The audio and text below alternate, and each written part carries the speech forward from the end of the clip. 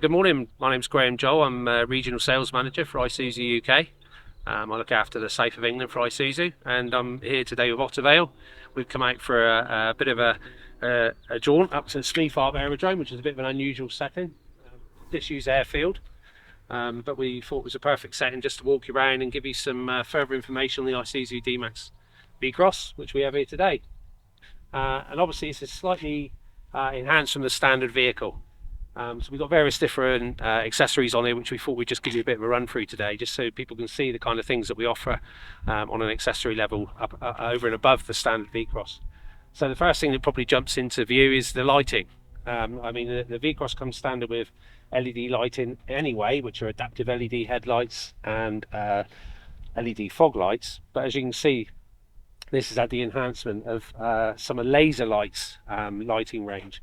So not only have we got lights in the front grille, which are very much a spotlight for driving, we've also got the LED light on the roof, which is very much a floodlight, so it gives you a real broad range of lighting. If you've never experienced laser lights on a truck before, highly recommend you do.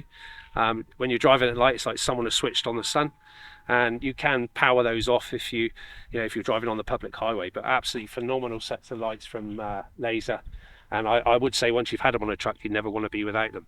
We've made a few changes to the front end of this as well. We do offer some bespoke grille options, so this isn't the standard grille on a V-Cross. We've got the upgraded D-Max front grille. It's colour coded in grey to match the trims on the car with a black Isuzu badge in, which is a nice touch. We've also got the lower spoiler on the front of the car as well, and then front bonnet protector, which is more than just a styling option. Is very much a protection for your paint from stone chips and all those annoying little marks that you tend to get on the front end of a car. Moving round, we've got the full colour-coded arch kit, which includes the little rear fillets on the back end of the tub that go into the rear bumper, which is a nice finishing touch. They're not standard, but they're an option. 20-inch Hurricane alloys. And those tyres come standard fitted with Toyo Open Country, which are a phenomenal general purpose tyre with a slight lean to more off-road capability as well, slightly chunkier tread, obviously a lot wider as well, which definitely helps on the road. It does soak up some of the potholes that we seem to be renowned for now in the United Kingdom. Also fitted to the truck, we've got the roof rails. These are just like kind of fitted really for my purpose, more of a styling thing, but they're very practical as well. So we do various different cross rails to fit to these. You can obviously then bolt things like roof tents and your surfboards if you're going into the lifestyle. There's lots of different options that you can bolt to the roof. Various different manufacturers we deal with, like ARB and Truckman, do lots of different options to go across there.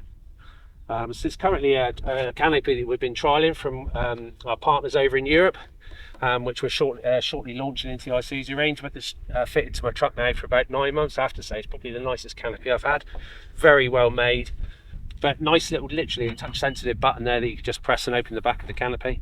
I use my truck for work, so there's a few bits and bobs in there, the wellies for the muddy days and various different things that I do.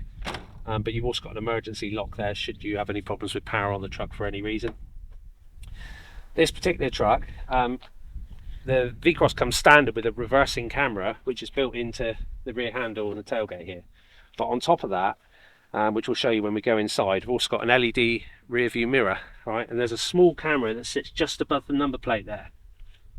Now, you can either have the rear view mirror as a traditional mirror by turning off the camera, or you can have it as a full camera, which gives you an incredibly wide view of vision. What I love about that is when you have a canopy on, invariably you do reduce the vision out of the rear view mirror, but with the camera on the back, which is very well protected from weather and dirt underneath there, you've always got a very wide view, and you'll see that in a second when we switch it on inside. Standard, I've had a tow bar fitted. That's available with 7-pin or 13-pin electrics, depending on what you prefer.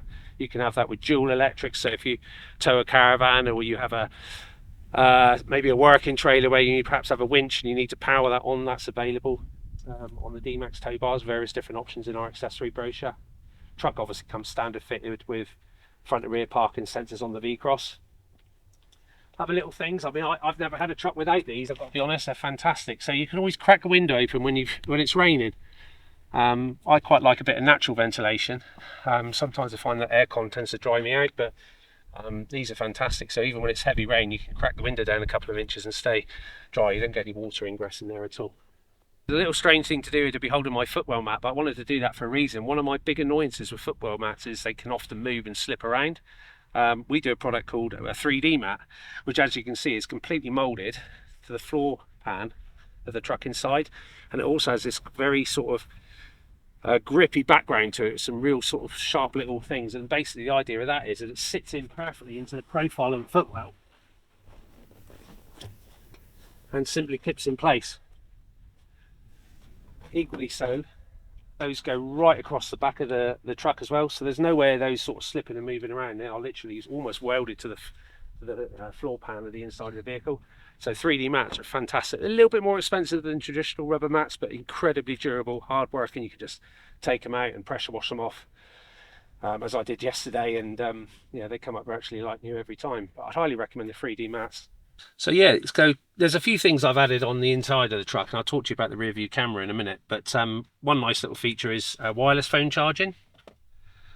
So you can just drop your phone in, it confirms that it's then charging by a little beep, which I find really useful. And then I think probably the best accessory that we have for an interior truck is this rear view camera. So I was talking to you about you can have it, you can turn it off and use it as a standard rear view mirror, or you can turn it on and that becomes an incredibly wide angled rear view camera, which is fantastic when you're driving on the motorway. To give you an example, like M25, sometimes up to 4 or 5 lanes in places. You know, as you can see on there, you know, we're on a very wide runway and it's picking up everything on the runway. So yeah, it's a really good accessory, that, and the fact it's so well protected that it just sits above the number plate, it actually stays a lot cleaner than the actual reversing camera that's fitted to the tailgate of the truck. So really good enhancement to a vehicle. Highly recommend those. So then, you know, standard technology on V-Cross. So we've obviously got the rudimentary front and rear electric windows. You've got your buttons for locking your doors, for isolating your rear windows if you've got the kids in the back, switching your windows up and down. You've got your electric folding mirrors as well, which is always handy when you're parked up on the side of the road, or if you're going to pass something in a country lane or something. That's very useful. Onto the steering wheel, you've got various controls here, so you can answer your phone, hang up your phone. You've got your voice control there as well, so you can use that to help you with your satellite navigation, depending on whether you're connected with Apple CarPlay or maybe Android Auto. But yeah, you've got speech recognition there as well. Your volume controls and changing your radios or skipping tracks for your music, etc. On the right hand side is very much your cruise control settings here as well. So you've got your standard cruise control, but like I said earlier, it's adaptive. So you can preset the distance by pressing the left hand button about how close or how far away of the vehicle in front you want to be. You've also got assisted steering, so by turning on that button, when you've got the adaptive cruise control on, that will actually follow the white lines of the road. So that is actually, you know, I find that great when I'm on the motorway and it's really busy. It's just another sort of pair of eyes and just another bit of driver assistance to help you. And another thing I find really useful is if you go one stage further on the cruise control, you've got your speed limiter, which in the world we live in today with speed cameras and various different things, you know, you can just set your speed and the vehicle won't exceed that at all. All of those functions are easily turned off by either pressing cancel, or the minute you touch your brake, cruise control and speed control is turned off as well. Bottom set of buttons, that's used to control your center screen, so you can go through that. You can look at like your AdBlue levels, you can look at your mileage, you can reset your trip, you can go into various different settings on the car, so you really can set the car up as you want. There's lots of different things within the menu, so you can adjust your lighting, your door locking, you know, there's so many different functions within the vehicle that you can really bespoke it to yourself. Digital climate controls, dual zone, so you can have hot feet one side, cold feet the other. Various different places where you can connect your vehicle, so you've got your standard 12-volt socket. I mean, I've got a few things wired into this one at the moment. Shift on the fly, four-wheel drive, very useful for when you're living in Devon. There's always a slippery lane or a dirty old field you've got to go into somewhere. You can turn your parking sensors on and off, which is quite useful, particularly if you may have a trailer on. You can just flick those off so that they're not detecting the rear. Heated seats, driver and passenger. Rear locking diff, which is a really useful feature. Sometimes you don't always need four-wheel drive. Sometimes you just need that bit of extra traction, and be able to lock the diff in independently is a really handy feature. And you've also got your downhill assist as well. So the purpose of that, very briefly, is if just say you were coming to the top of a very steep or icy lane, by pressing that button, you can actually set the speed in which you travel down that hill, and the vehicle will control any skid risk by utilising the ABS and the traction control. It's one of those things that everybody needs to try at some point, because it's very impressive how that works when you're in a bit difficult situation, and particularly off-road. Screen there, so it's one of the largest screens on the D-Max range. Apple CarPlay, Android Auto on there, various different functions. You've got digital radio, you've got FM, you've got your Bluetooth. This is currently connected to my Android phone, but equally so I can use my iPhone and have Apple CarPlay, etc, etc. Great quality sound system in the D-Maxes, to be honest, all the way around. Nice quality set of speakers all the way through. You know, it's got all the creature comforts you want.